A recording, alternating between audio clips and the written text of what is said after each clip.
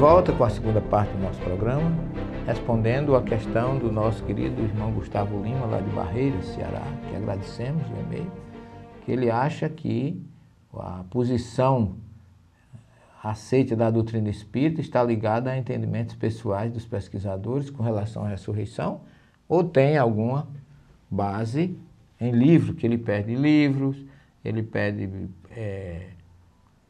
vídeos, as coisas sobre a ressurreição, que ele acha que o que foi colocado na visão dele, ele pergunta se que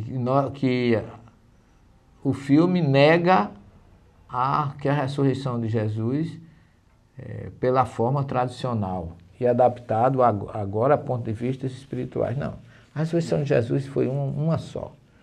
As pessoas podem entenderem de modo diferente, nós respeitamos. Mas sempre foi uma coisa só, está muito bem explicado. A doutrina espírita melhora muito, mas ela já está plenamente explicada na obra, na primeira carta de Paulo aos Coríntios, quando ele fala exatamente disso. E ele diz aqui: portanto, eu como eles, por conseguinte, proclamamos o quê? A ressurreição. Eis também o que acreditaste. Ora, se proclama que Cristo ressuscitou dos mortos, como pode algum de vós dizer que não há ressurreição dos mortos? Se não há ressurreição dos mortos, também Cristo não ressuscitou. E se Cristo não ressuscitou, é vazia a nossa pregação, como também é a vossa fé. Essa é a colocação de Paulo. E ele ainda dá algumas explicações.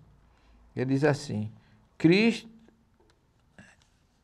e se Cristo não ressuscitou, ilusória é a vossa fé.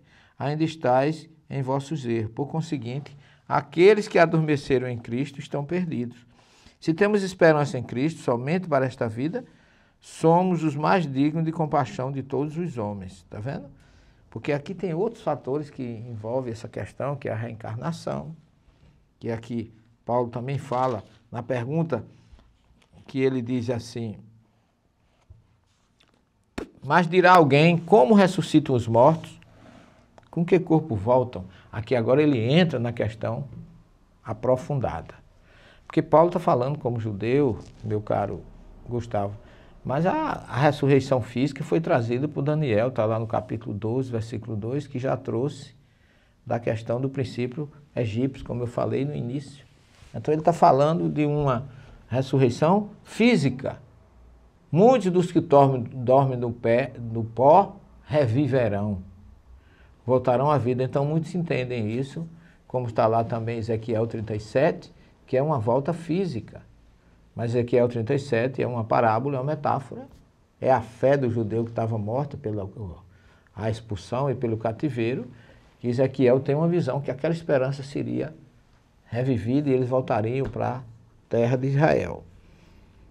E Paulo coloca aqui de uma forma muito mais direta, quando ele diz assim: mas dirá alguém, como ressuscitam os mortos?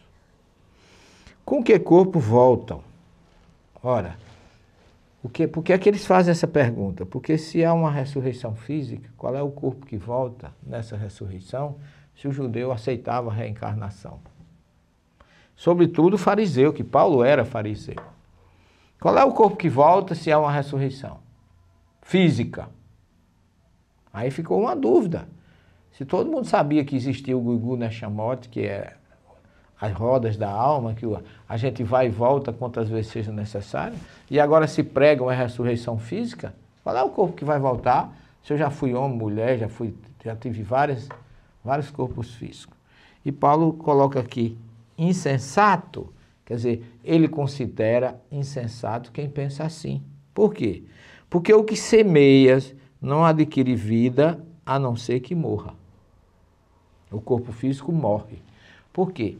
Paulo começa a falar, o que você semeia não é o corpo da futura planta que deve nascer, mas um simples grão de trigo ou de qualquer outra espécie. A seguir, Deus lhe dá corpo como quer. A cada uma das sementes, ele dá o corpo que lhe é próprio. Que semente é essa? Que ele dá o corpo? O Espírito. Aquela centelha que foi colocada por Moisés na criação do homem, narrado por Moisés no Gênesis 2:7, que Deus soprou o Nishmat Haim, o sopro de vidas, o elemento imortal, ou a semente que Paulo está aqui dizendo que a cada semente ele dá o corpo que é próprio. Para cada espírito que você conhece, tem um corpo. E aí ele diz, nenhuma carne é igual à outra, mas uma carne é a carne dos homens, a outra carne dos quadrúpedes, outra dos passos, outra dos peixes. Há corpo celeste e há corpo terrestre. São, porém, diversos o brilho dos celestes e o brilho dos terrestres. Um é o brilho do sol, o outro da lua, o outro das estrelas, e até de estrela para estrela a diferença de brilho. Porque de um espírito para outro a diferença evolutiva. O mesmo se dá com a ressurreição dos mortos. Semeado corruptível, o corpo ressuscita incorruptível.